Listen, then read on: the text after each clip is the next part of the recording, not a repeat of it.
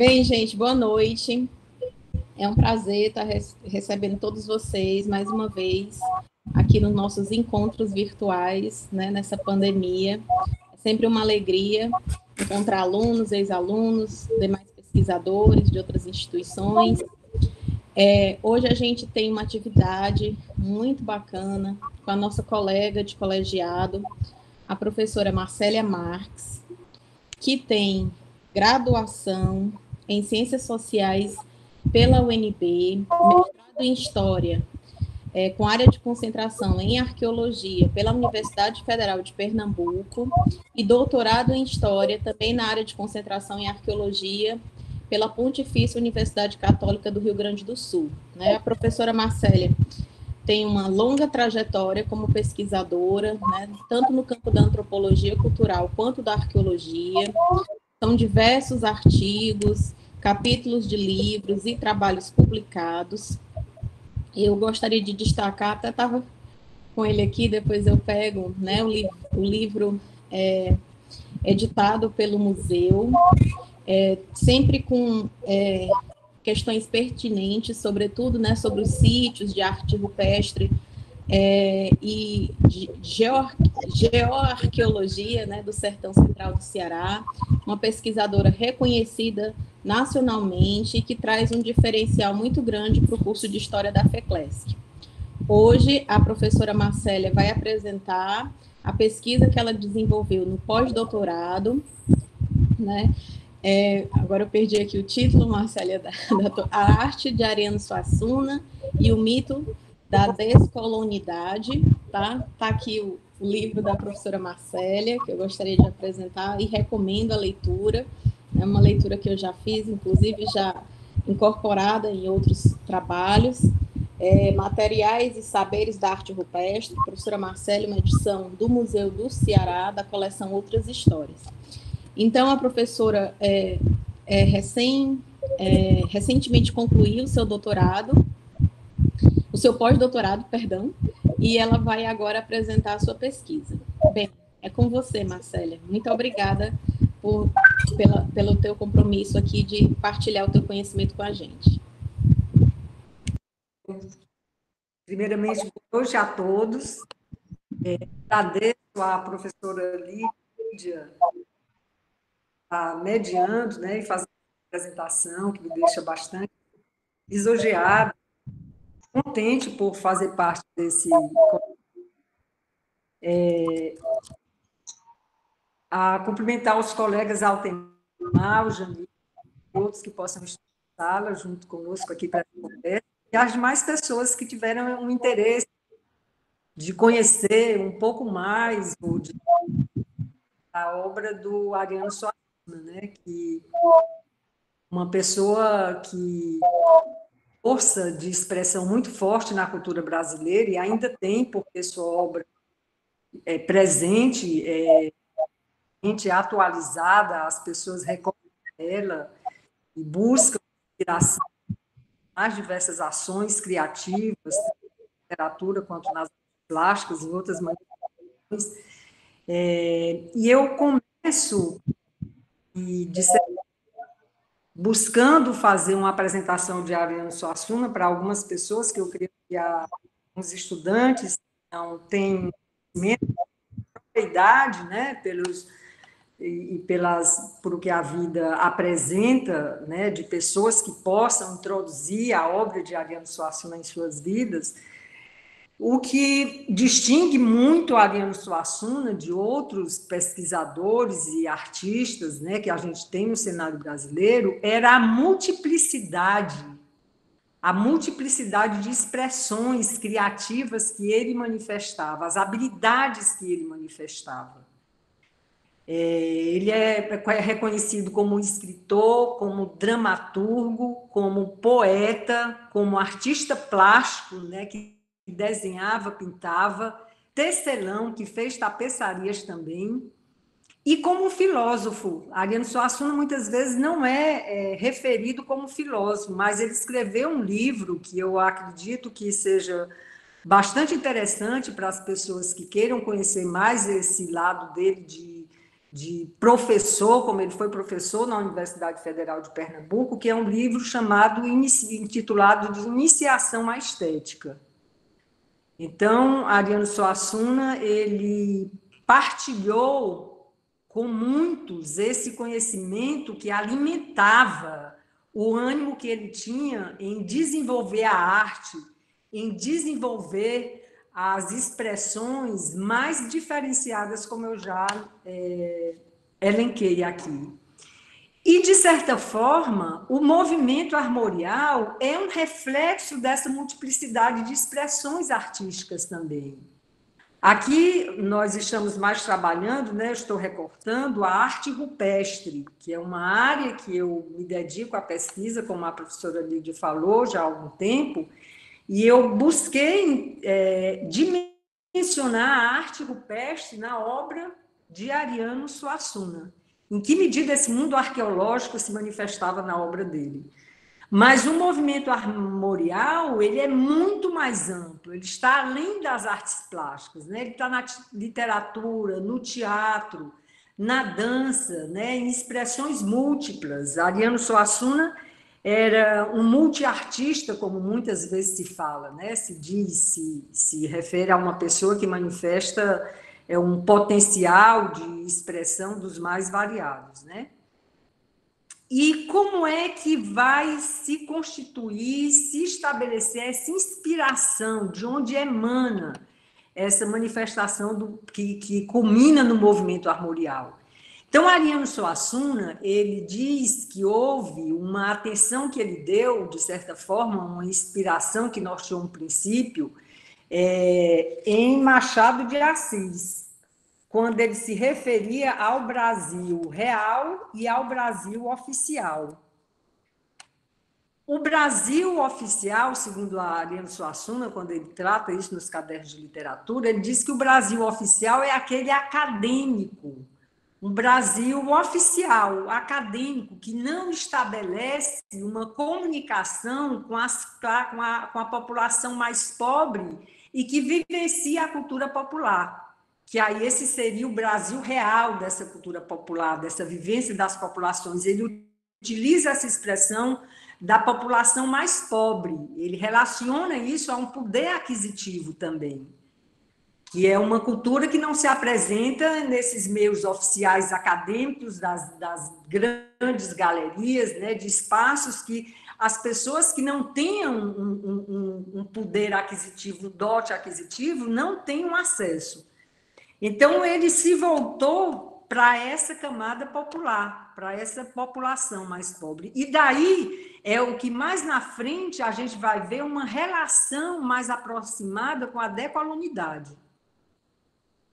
Mas voltando aqui a Machado de Assis, que o inspira, ele vai tratar o Brasil oficial como essa cultura erudita, e esse Brasil real como a cultura popular, o erudito popular. Então, o movimento armorial, o que buscava era uma inspiração nessa cultura popular, era incorporar essa cultura popular a uma cultura erudita, que pudesse existir esse diálogo. Então, essa relação que vai existir, ela se aproxima de uma visão ontológica da antropologia que supera a dicotomia polarizada em oposições binárias do que é natureza e cultura. Do mesmo modo, a gente pode relacionar também essa superação de dicotomia no erudito e no popular. Havia uma busca de aproximação. E o que é mais interessante a gente perceber que Ariano Suassuna tinha uma visão que ele não demarcava com a palavra, com as expressões de decolonidade, mas ele fazia uma crítica a uma visão, uma perspectiva eurocêntrica da cultura. Quando ele dizia que, de certa forma, o incomodou uma certa vez, quando ele viu um cartaz do Museu de Arte de São Paulo, onde se dizia que a cultura brasileira tinha 5 séculos. E ele disse, e essa arte rupestre? E essa arte dos antepassados dos nossos índios, onde é que ela vai ficar sendo registrada como uma expressão da cultura brasileira? Então, ele aí já se insurgia em relação, né, ia de encontro, ia de frente com esse eurocentrismo, com o ocidentalismo, que considerava que o registro dessa cultura brasileira e de expressões artísticas estavam apenas delimitados no século XVI, que é quando se iniciam essas conquistas, que o Brasil vai ter uma repercussão muito forte de país explorado e conquistado. Então, Ariano Suassuna já fazia menção à pintura de Miró, dizia que a pintura das cavernas eram tão expressivas quanto Miró nas suas pinturas no século XX. Então, a gente percebe essa inquietude do Ariano Suassuna em relação a essas expressões que minimizavam a arte rupestre em meio à cultura brasileira. Eu vou fazer só uma pausa. Lídia, meu computador o tempo todo aqui ele está fechando e eu tenho que entrar com a senha. Isso está sendo observado também aí? Não, Marcele, a gente não percebe isso. Então é só isso. Pois bem, muito obrigada. Então, a pergunta, primeiramente, é como é que a arte rupestre se apresenta no mundo armorial, no universo armorial? Como é que essa expressão artística que está ao relento, em meio à paisagem, em várias expressões do Nordeste, onde são chamadas essas gravuras rupestres de taquatiaras, ou na língua tupi, de pedra riscada, vão, de certa forma, impressionar Ariano Suassuna para que ele traga esse mundo arqueológico da arte rupestre para as suas expressões gráficas. Primeiramente, a gente vê demarcado na publicação de 1971 da Pedra do Reino. Tem um dos trechos lá, um dos capítulos, que é a Gruta Sumeriana, no deserto do Nordeste, alguma coisa nesse sentido. Ele faz menção a inscrições petrográficas que teriam sido fruto dos fenícios, que eles teriam escrito isso nas rochas, né, nos suportes rochosos. Então, ele já faz menção textualmente, ele escreve sobre isso. E na capa do livro tem um tridísto ou tridálito, que também é muito parecido e relacionado com o mandacaru, que é um sinalzinho que são dois bracinhos e cortado assim no meio, o mandacaru, que tem muito no semiárido, né, na caatinga nordestina. Então, Ariano Suassuna já começa a se insinuar com a arte rupestre, trazendo a arte rupestre.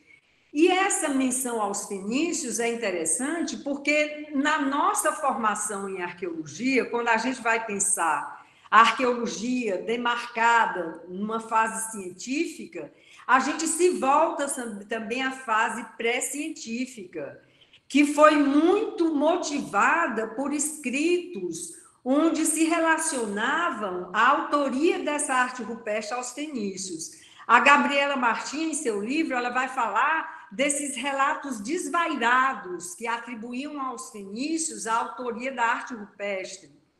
Então, Ariano Suassuna trata na literatura, o que é considerado uma ficção, ele vai buscar elementos também do que ocorria, né, em alguns registros no conhecimento popular que se tinha desses grafismos no Nordeste do Brasil. O filho dele, Dantas Suassuna, faz uma observação, quando eu entrevistei uma vez, que no livro lançado em 1974, Ferros do Cariri, uma heráldica sertaneja, ele, no final do livro, após falar dos brasões, né, dos ferros de marcar gado, ele vai fazer uma relação, uma associação com a arte rupestre, desses ferros de marcar gado. Ele deixa nas entrelinhas o porquê de não se ter mais pesquisas voltadas para encontrar essas experiências dos antepassados dos índios brasileiros, né? E aí, passado, desculpem, é porque aqui eu estou com essa dificuldade de ficar abrindo o computador. O que é que está acontecendo aqui? Ele não se sustenta. Pode ser o descanso de tela, Marcele. Pois é, eu nem sei como é que faz. Mas vamos adiante. Será que se eu deixar desligado, ficam me vendo? Fica, né? Mas vamos aqui adiante. Quando está caindo a tela, a gente não está percebendo, mas eu acho que se desligar, pode ser que interfira. Abrir, aí talvez perceba. Tá ok.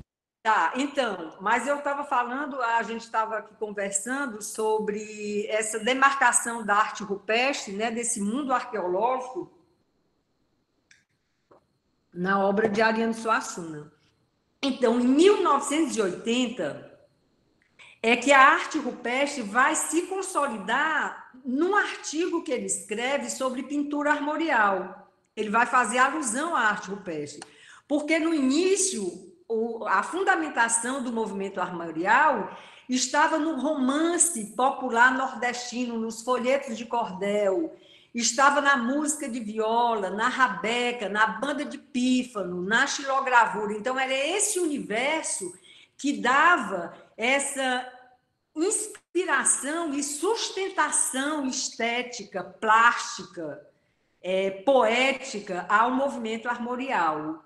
E isso foi na década de 1970. Então, em 1980, é que a arte rupestre vem ser demarcada, segundo Carlos Newton, um dos estudiosos da obra de Ariano Suassuna, que ele demarca a arte rupestre como sendo uma expressão importante para o movimento armorial.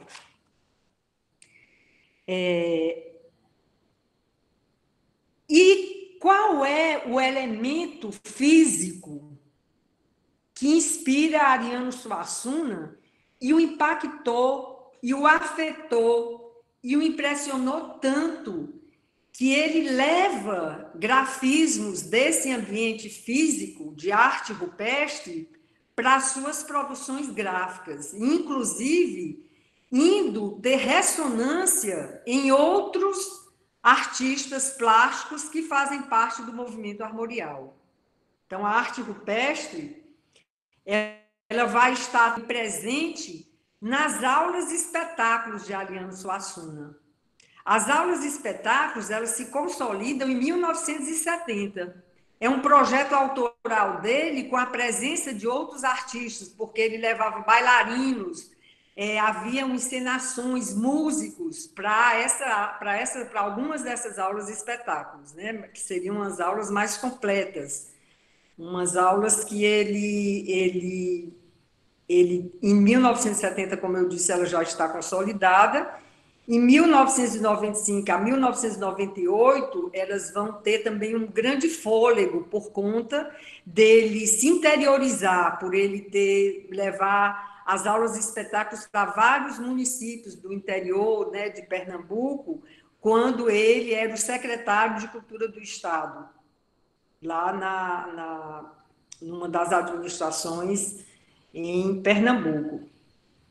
E fazendo uma observação, antes de tratar desse espaço físico que impactou tanto, essas aulas e espetáculos, elas tiveram como embrião reuniões que tinham na casa de Ariano Suassuna, que foram relatadas pelo seu afilhado e sobrinho Romero de Andrade Lima, onde ele disse que com 13 anos de idade, ele ia e ficava observando, né, como um adolescente ainda, sem realmente estar participando das reuniões, mas ele ia como curioso para essas aulas. Então, ele disse que viu ensaios de dança, ele viu reuniões de literatura, que depois vão se constituir uma formatação já agora em outros contextos, né? Contextos de escolas, instituições, como ele apresentou aqui no Ceará, ele veio algumas vezes com a aula espetáculo também, né? Então, assim, o movimento armorial, ele tem esse teor de coletividade e, como eu me referia bem no início, era uma expressão também dessa multiplicidade, né, de afirmações estéticas, criativas, artísticas de Ariano Suassuna. E aí, voltando agora para esse mundo físico, né, que o impacta, foi o conhecimento que ele teve da Pedra do Ingá, na Paraíba, o estado que ele nasceu. Então, ele, quando vê a Pedra do Ingá, ele fica impactado com aquela obra, né? Aqui, mais adiante eu vou ler um trecho do que ele diz que sentiu quando ele viu a Pedra do Ingá. Ele ficou tomado por um estado de beleza, ele ficou extasiado com aquela monumentalidade, com aquela expressão pictórica ali que ele viu, gráfica, de gravuras, né? Então, a Pedra do Ingá, ela está situada no riacho Ingá do Bacamarte, e é um afloramento rochoso de 24 metros de largura por 3 de altura, sendo que está densamente gravado, né, com incisões gravadas na rocha, até 2,5 metros de altura. E Lídia, por favor, passa o primeiro slide, que a gente tem uma fotografia do Ariano Suassuna, Ok. seu genro, deixa eu ver se eu... Alexandre Nóbrega, onde tem Ariano Suassuna na Pedra do Ingá.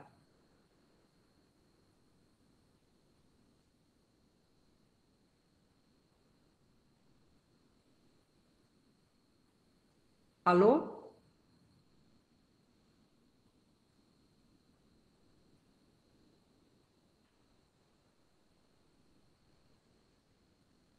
Oi, Marcela, só um minutinho, já vai projetar, tá? Bom.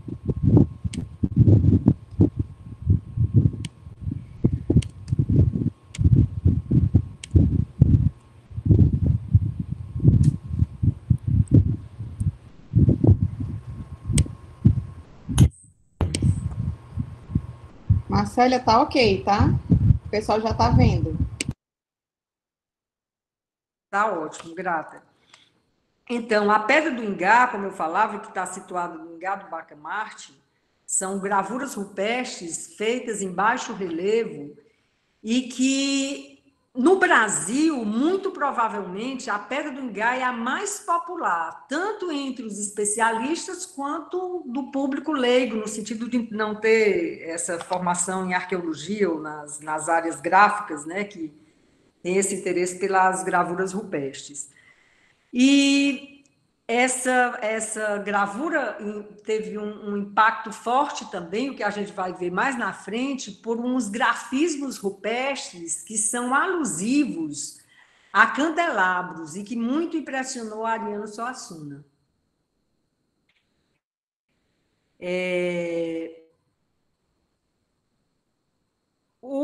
Essas manifestações gráficas, alguns desses grafismos que vocês podem ver, que estão aí sendo ladeados por Ariano Suassuna, eles vão ter uma expressão bastante notória nas iluminogravuras. Então, as iluminogravuras, que são de autoria de Ariano Suassuna, elas vão estar repletas dessas gravuras da Pedra do Ingá, em menor medida com algumas pinturas rupestres da Serra da Capivara. Ele deu uma atenção mais, assim, eu diria, contundente mesmo às gravuras da Pedra do Ingá. Então, as iluminogravuras, que a gente verá mais adiante, vai ser o segundo slide, as iluminogravuras, segundo Carlos Newton, que foi onde eu li, que tem uma descrição do procedimento técnico de execução desse modo de expressão gráfica, que foi uma criatividade de Ariano Suassuna, uma denominação também original dele, embora ela tenha a iluminura, né, na palavra, que se refere às iluminuras do período medieval, e gravura por se tratar, e iluminura por ter luz também, a gente vai ver como é o procedimento de concepção delas, e também passa por uma gravação, né, pela luz. Então, o que era que o Ariano Suassuna fazia? Ele pegava um papel vegetal, desenhava e escrevia texto. As ilumogravuras, elas são compostas por grafismos e por textos. E depois ele dava uma obra em branco. Posteriormente, era levada a uma gráfica e nesse processo moderno era feita uma cópia, uma tiragem, né, uma reprodução dela. E aí, finalmente, ele passava a colorir o resultado dessas iluminogravuras com tinta guache, aquarela ou nanquim. Então, elas estavam preparadas, finalizadas e denominadas com esse nome iluminogravura. É interessante a gente perceber, eu fiquei muito feliz quando eu lendo Nietzsche, eu vi essa referência, porque Nietzsche foi um filósofo também apreciado por Ariano Suassuna. No livro Iniciação à Estética, ele trata de outros filósofos mais clássicos, mas ele tem uma entrevista que eu li, ele diz da impressão que ele sentiu, né, do quanto o tocou a leitura de Nietzsche em determinado momento da vida dele. Então, Nietzsche diz assim: quase todos os originais foram aqueles que deram nome às coisas. Então, Ariano Suassuna, nesse sentido, é um original. Ele deu nome e ele concebeu a iluminogravura. E é nesse sentido que, dessa produção dele, dessas iluminogravuras, que vai estar presente de forma notória a expressão gráfica rupestre de Ariano Suassuna.